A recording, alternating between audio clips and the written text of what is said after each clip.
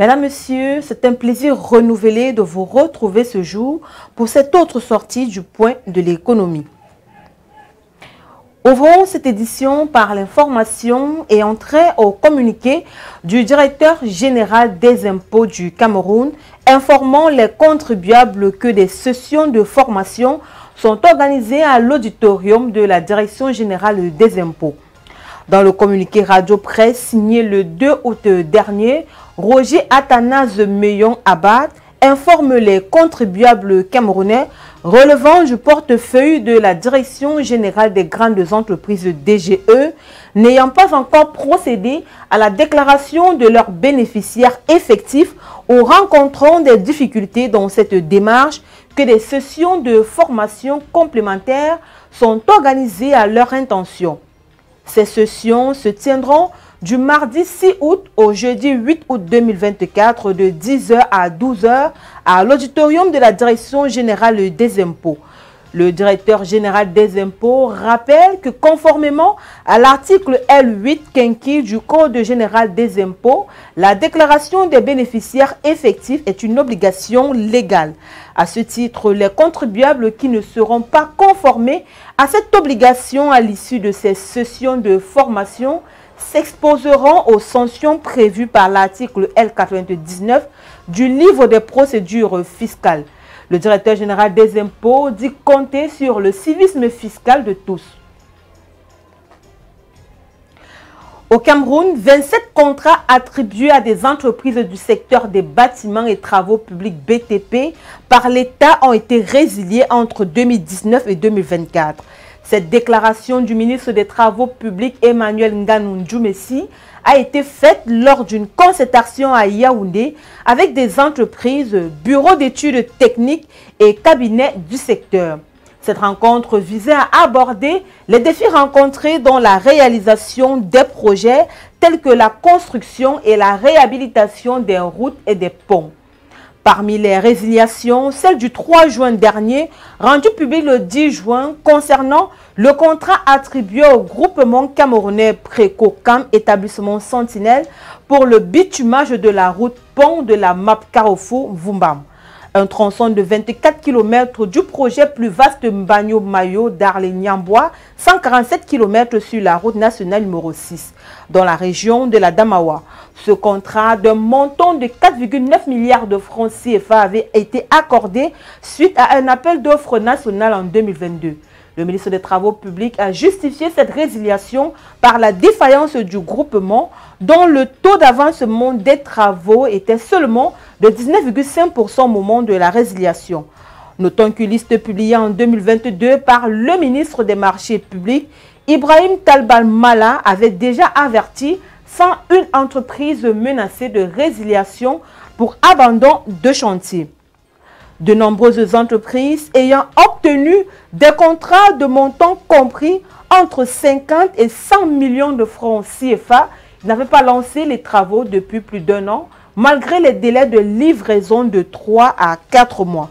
C'est un contrat attribué depuis 2018, resté non exécuté 4 ans plus tard, illustrant ainsi les défaillances graves dans la gestion des marchés publics.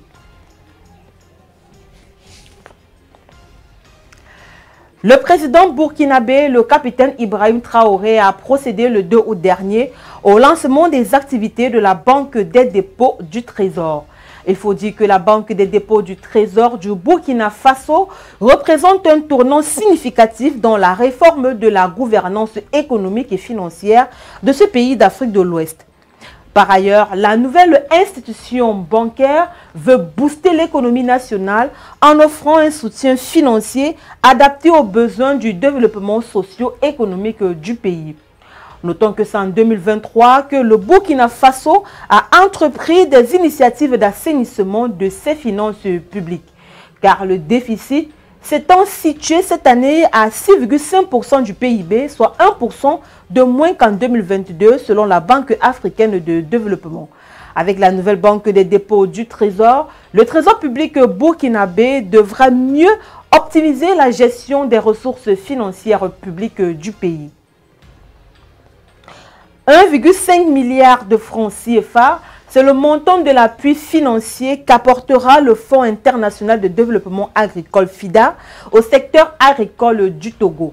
L'accord de financement qui a été paraphé il y a quelques jours à Lomé entre le directeur pays du FIDA, Kaboré Jean-Pascal, et le président du conseil d'administration de la coordination togolaise des organisations paysannes et de producteurs agricoles représentant le Togo, Ayefumi Olu Adara, sera destiné à la mise en œuvre du projet soutien à la promotion du maraîchage agroécologique paysan au Togo.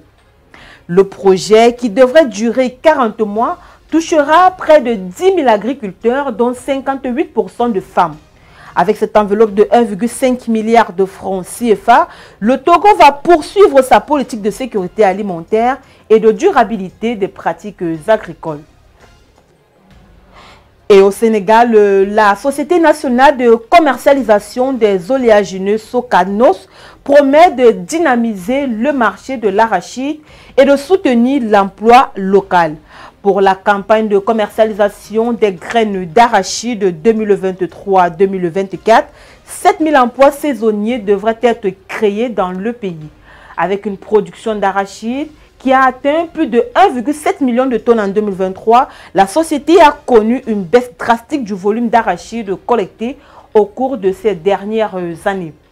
Pour le compte de la campagne agricole 2023, l'État du Sénégal avait dégagé un budget historique de 100 milliards de francs CFA, dont 28 milliards de francs CFA pour la subvention des semences d'arachide. En 2022-2023, 130 000 tonnes d'arachide ont été exportées vers le pays pour des recettes estimées à 330 000 milliards de francs CFA.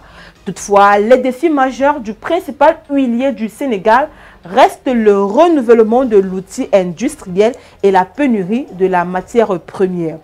La compagnie publique sénégalaise peine à s'approvisionner en graines d'arachide face à une rude concurrence étrangère. Mesdames, Messieurs, c'est ici que se referme cette édition du Point de l'économie. Merci d'avoir été des nôtres. Les programmes se poursuivent sur nos différents supports numériques. À très bientôt.